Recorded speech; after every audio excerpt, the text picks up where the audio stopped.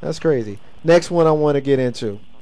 Willard Mitt Romney was at a town hall meeting a couple of days ago, and one of the people there, very unhappy with our current president Barack Obama, jumped up and said that the president should be tried for treason based on how he's running the country. Mitt Romney did not correct him. He basically said, well, I kind of disagree. He didn't take a stand really one way or the other. My question to you is this. Do you think the people running against the president have an obligation to correct their own supporters when they make statements like that? And I'll point to some precedent when a person made some statements about, at that time, Senator Barack Obama to John McCain. John McCain quickly and swiftly corrected them. So my question is this. Would you prefer Mitt Romney's take on it, or would you prefer John McCain's stance on it? Oh, the John McCain stance, absolutely. It doesn't matter whether it was President Barack Obama or when it was, GW. It doesn't matter. He's still the president of the United States, and that respect comes with the title. Whether you agree or disagree with, his decisions and stances, it doesn't matter. He's the president of this country, and where else in the world could you go and say something like that about, the person in power, the ruling, whether it's the king or the queen or, or whomever. So absolutely, I think that, he's the president of the United States. I don't care what you think about him. And you can't protect yourself under free speech. He's our president, and you will give him that respect. And, for me, Romney not saying anything, which is not the first time he's done that, it just shows that, his priorities, his allegiance, his loyalty, where is it really? That's even just the office of the president. That it doesn't matter who's in that position. It's the freaking president of the United States, chief commander of the United States, commander-in-chief, excuse me. So, do you think that this? That could be him one day. Do you think that the way this particular president is being treated is on par with some of the past presidents and how they were treated? Oh gosh, of course not. Of course not. Despite all the scandals, that have taken place in the past, no other president has been browbeaten like President Obama has. It hasn't happened, and of course, that's because of the color of his skin. Right. Last thing I want to get into is kind of a hybrid. It's kind of two stories, but they kind of allude to the same type of issue. First thing that I want to get into, actually there's three stories, but two of them I have right in front of me. About a week ago, you had a guy on the radio that said that if you had a gay son, you should beat it out of him. There was a pastor in North Carolina over the weekend who suggests that gays should be prosecuted like they were historically for being gay, for, quote, their perverted lifestyle, end quote. And then recently there was the case of the mom who sent her child to school with a taser, a stun gun, I actually believe it was, because he was gay and he had been bullied. And we talked about bullying in the last segment, but she has a gay son that had been bullied, and they talked to the school, and the school did nothing. So to protect her son, she sent him to school with a stun gun. My question to you is this.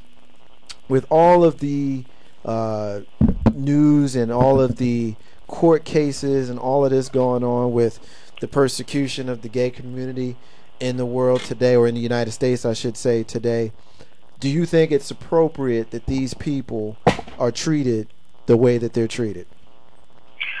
No, not at all. First of all, I don't believe personally that we choose to be heterosexual or gay. I just don't recall any point in my life deciding that I wanted to be with men. Except for the people who may have experienced, may have been molested or something like that, or, at some point in their lives, and they, are literally afraid of, the opposite sex. I don't feel that is true homosexuality, but again, I don't think it's something that we choose. Right. You have to look at where these pastors are too. I know there's been a lot of them in North Carolina, which is, that area is kind of like the Bible Belt down there. Right. Well, it's already against the law for them to have civil unions, but now they want to constitutionally change it. So here's my question. If it's already against the law, then why do you need to change the Constitution? If it's already against the law, I mean, is there something else going on that we're missing? So they can be as miserable as us. Yeah, I mean, yeah, how about that? I mean, but here's the thing. Here's my take on it. You know, I don't have a problem with people doing what they need to do.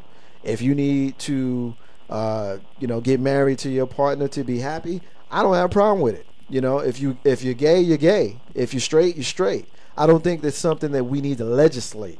I don't think that it's something that we should be telling people they can't do when their acts are not directly hurting or harming anybody else.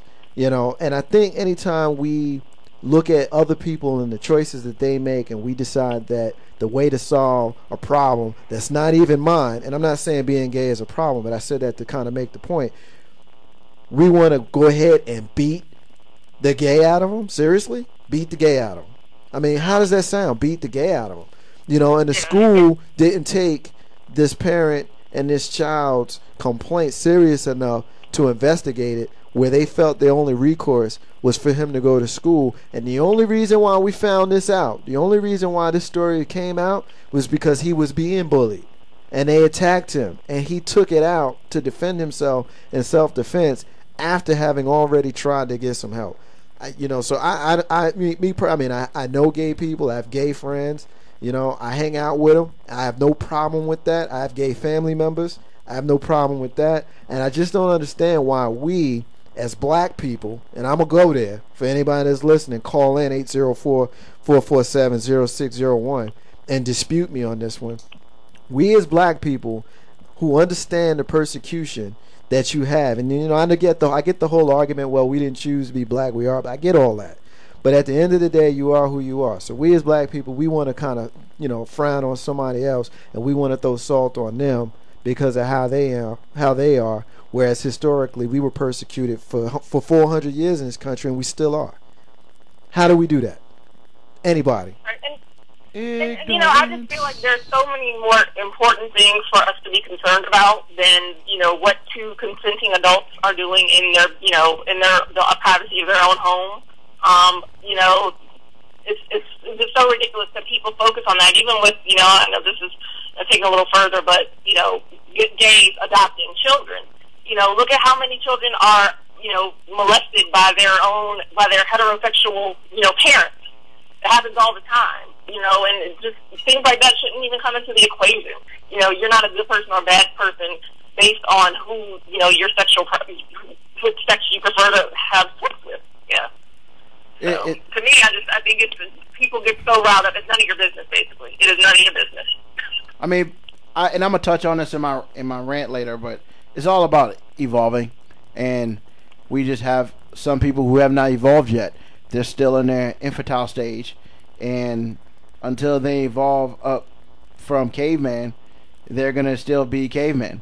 And it, you know, as far as what can we do about it, you know, stupid is as stupid does, and really, you can't. It's hard to control stupid. So until you can figure out how to control stupid, we really can't do anything.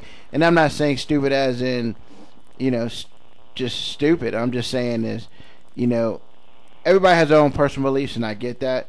However, your personal beliefs are personal, and you need to keep them personal. I don't need to know, nor should I care. And what your beliefs are your beliefs, and my beliefs are my beliefs. When you start trying to change my beliefs to your beliefs, that's when we have a problem. Yep, I agree with that. Tony, we're going to leave it there. Thank you so much for joining us.